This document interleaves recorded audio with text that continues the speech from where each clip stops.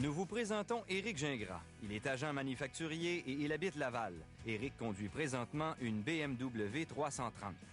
Cette semaine, pour Éric, nous avons choisi une Subaru Impreza WRX, une sportive à transmission intégrale.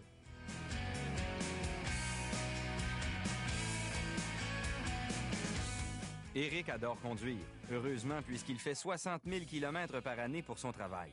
Sa voiture est donc un peu comme une deuxième maison. Éric adore les sportives puissantes. Confort, sécurité, performance. La Subaru Impreza a été complètement transformée pour 2008. Auparavant, on avait une berline et une familiale. Cette fois-ci, on a conservé la berline, mais on a remplacé la familiale par un hatchback et ça a fait jaser bien des gens. C'est maintenant le temps de la première étape. Alors Éric va nous donner ses impressions sur le style et la finition de la WRX.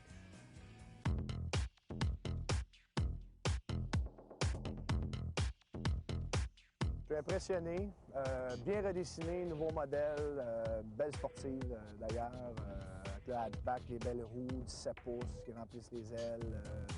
Pour la conduite, ça va bien.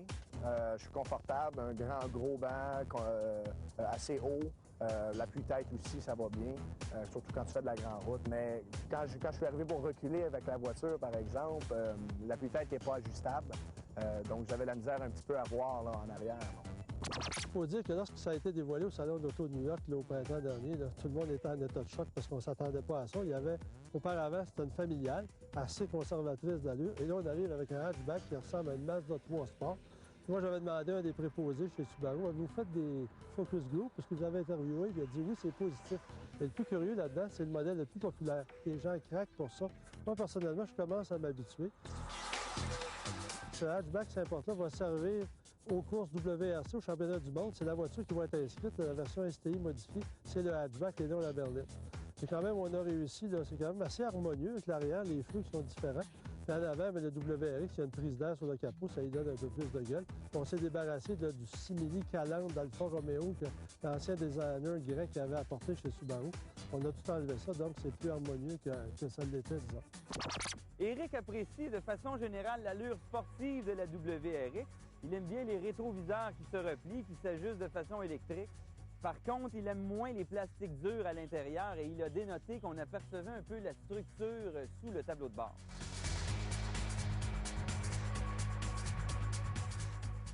Voyons maintenant ce qu'Éric pense de l'habitacle et de son équipement. L'extérieur a été transformé, mais l'habitacle également. Le tableau de bord est nouveau, les sièges, on en a profité pour ajouter des espaces de rangement. Et puisqu'il s'agit d'une version hatchback, la présence d'un hayon ajoute à l'habitabilité et cela permet de transporter des objets plus volumineux. Éric, parle-moi un peu du coffre au niveau de l'accès, du volume. J'ai trouvé ça pratique. Hatchback, donc un bon espace de rangement, les bancs repliables, quand même bien convivial. Là. Au niveau de la console, tu as dénoté quand même quelque chose au niveau de la console? Premièrement, je trouve qu'il n'y a pas beaucoup d'équipement. Je la trouve pas très pratique, là, mais surtout l'appui-bois. Moi, je suis grand quand même. C'est ça, le contrôle là, de la boîte de vitesse, là, ça va bien. Mais quelqu'un qui est plus petit, qui est peut-être plus avancé aussi là, sur le banc, là, il n'y a pas d'appui-bras, donc je trouve ça moins pratique. Là. Un habitacle, auparavant, il ne faut pas oublier que l'Impreza, ça faisait longtemps qu'elle était sur le marché, puis le tableau de bord, c'était un peu désuet. Là, on a quand même remis ça au goût du jour. C'est vrai qu'il y a des plastiques durs, mais c'est quand même un habitacle qui est fonctionnel. Par exemple, dans les vides-poches avant, on a l'espace pour mettre une bouteille d'eau, ce qui n'est pas le cas de bien les véhicules de cette catégorie-là. À l'arrière, il y a un bon dégagement pour la tête. Bref, il y a un bon dégagement pour la tête partout dans le véhicule. Puis même du côté du passager, le siège n'est pas réglable en hauteur. Donc, même sur un grand petit, là, on a peut-être quasiment 70 cm de dégagement. Puis celui-ci, on en parlait tantôt, c'est la hatchback. Donc, il y a beaucoup d'espace de rangement. Il y a une petite ceinture de sécurité arrière qui vient gâcher la sauce si on veut utiliser cette ceinture-là pour le passager central. Mais pour le reste, c'est très grand à l'arrière. L'ouverture est très grande, donc c'est facile d'emmagasiner bien des choses, d'engranger des objets volumineux. Puis c'est un véhicule qui est éminemment pratique là, pour la catégorie. Éric aime bien la position de conduite. Les tissus sont de qualité. Il apprécie aussi l'ergonomie. Tout est à la portée de la main.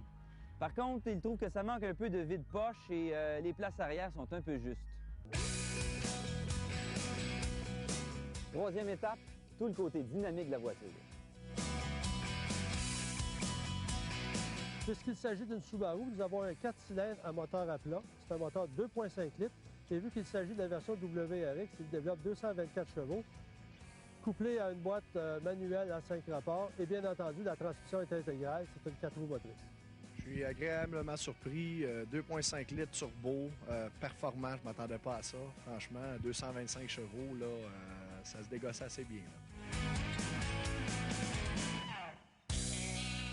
Ça, par contre, c'est une voiture qui est sportive, qui est agile, qui est aussi pratique. Il ne faut pas oublier que c'est une traction intégrale. On peut avoir du plaisir, même l'hiver, ceux qui achètent ça pour rouler de façon un peu plus sportive.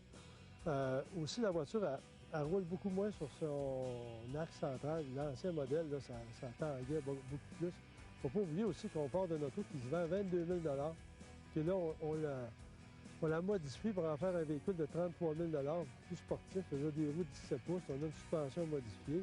On a une direction beaucoup plus précise qu'auparavant aussi, parce qu'on a amélioré l'ensemble du véhicule.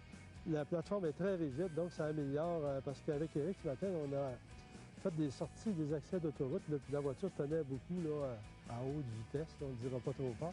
C'est une voiture qui est quand même intéressante à conduire. Puis vu que c'est une traction intégrale, bien là, on en profite beaucoup mieux. Puis c'est quand même pas trop décoré comme un arbre de Noël. C'est vrai que puis à l'avant, l'entrée, l'orifice sur le tableau de bord, sur le capot, c'est fonctionnel, c'est pas une décoration.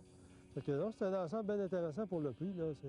Moi, la seule chose que j'aime pas, c'est l'embrayage de la boîte manuelle. Là, dans le trafic, c'est très sensible parce qu'on a une plaque de contact flexible. Ça a tendance à chauffer très facilement. Ça fait que ça, c'est à peu près la seule chose que je peux trouver. La position de conduite est bonne, on l'avait dit tantôt. Donc, c'est quand même, pour le prix, le rapport qualité-prix, là, on a coupé les angles un peu partout, là, mais c'est dans l'ensemble, c'est un bon deal, comme on dit chez certaines personnes.